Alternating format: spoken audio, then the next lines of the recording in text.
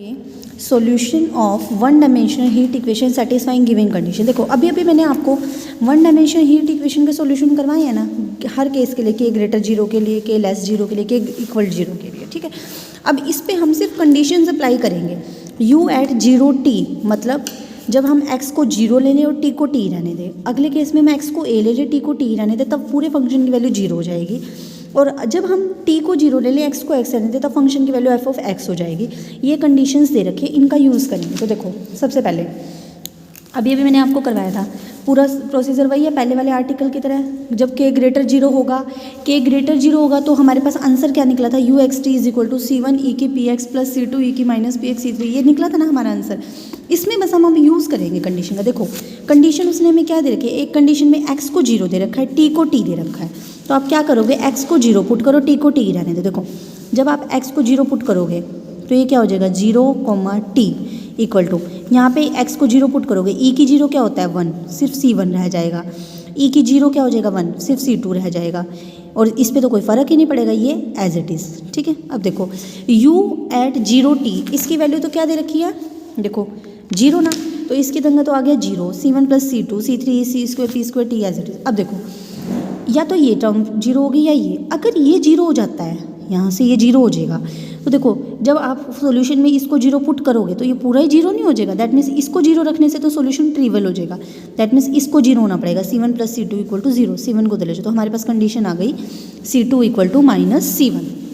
Clear. अब next condition लो। Next condition में क्या था, x को a पुट करो, t को t ही रहने दो। तो करो x को तो a पुट करो, यहाँ पर पुट करो भाई, x को a ही पुट करा, t को t रहने दिया, c1 e p a, c2 e minus p a, c3 e c square p square t, u at a t की वैल्यू क्या है जीरो, तो जीरो के इक्वल आ गई कंडीशन। अब देखो या तो ये जीरो होगा या ये, अब वही बात, इसको जीरो करेंगे तो ट्रिवियल सॉल्यूशन बन जाएगा। दैट मीन्स इसको जीरो होना पड़ेगा, यह गई condition.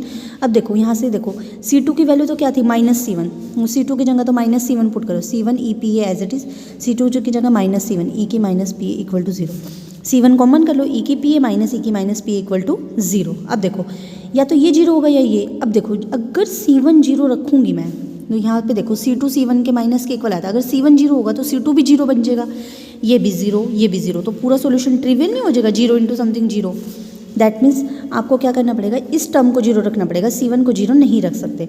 E P A minus E की minus P equal to zero. अब देखो ई की माइनस पी ए को उधर ले जाओ, या इधर माइनस का है तो जाके प्लस का हो जाएगा, ई की माइनस पी ए।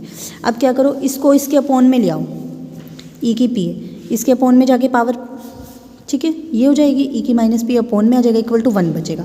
वन का मतलब ई की जीरो ना।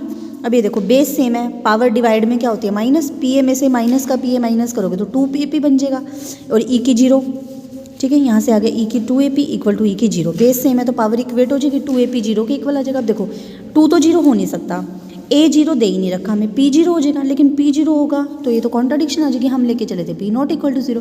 दैट मीन्स ये केस कैंसल।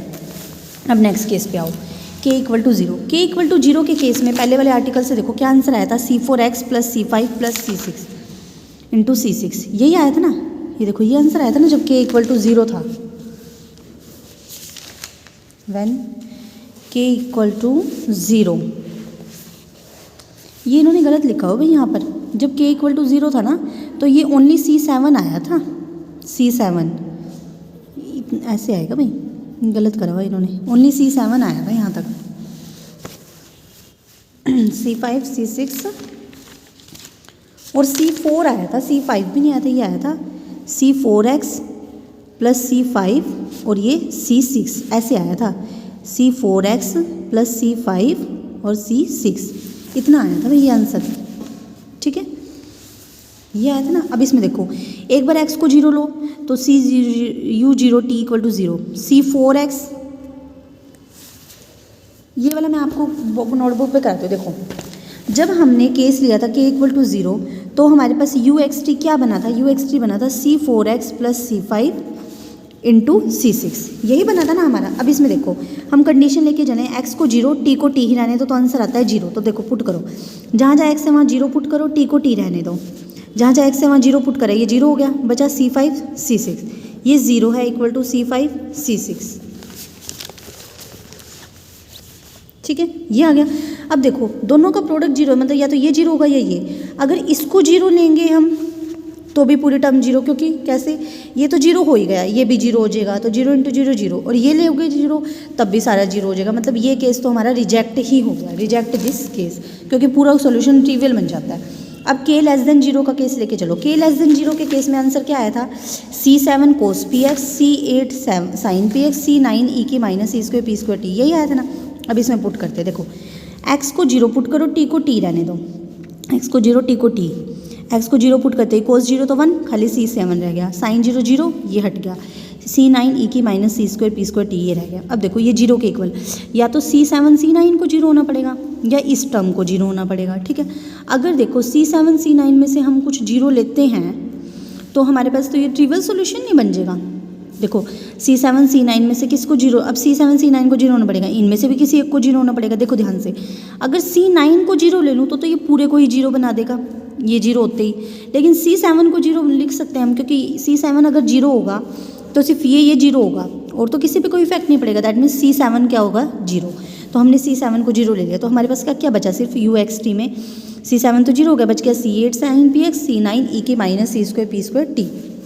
अब नेक्स्ट कंडीशन, x की जगह a पुट करो, t को t रहने दो, u at u a t, C8 sin p a, C9 e की minus C square P square T. अब देखो यू ए टी की वैल्यू तो है zero, C8 as it is, C9 as it is, sine P as it is, E की minus C square P T as it is. देखो इनमें से या तो ये जीरो होगा या ये होगा। देखो C9 तो जीरो ले नहीं सकते हम, ट्रिवियल सॉल्यूशन हो जाएगा।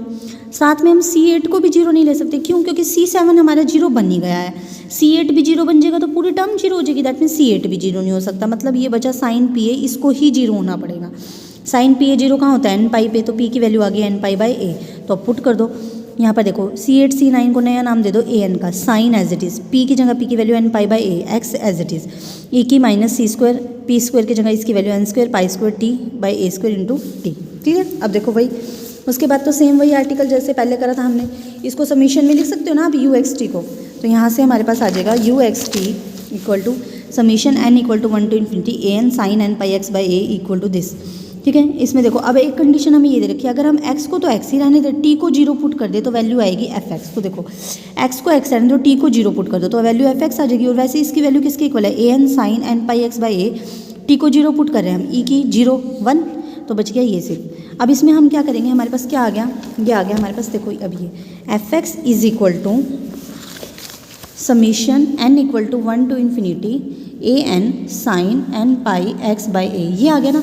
हम क्या करेंगे, दोनों तरफ sine n pi x by A से डिवाइड कर देंगे, मल्टीप्लाई कर देंगे, दोनों में कर दिया, और इंटीग्रेशन भी अप्लाई कर देंगे 0 to a, यहाँ पर भी और इधर भी।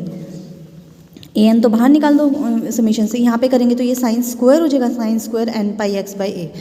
इसका इंटीग्रेशन मैंने आपको बताया था उस दिन, क्या आया था, a/2 सोल्व करके आया था ना, a/2 ही आया था ना, हाँ।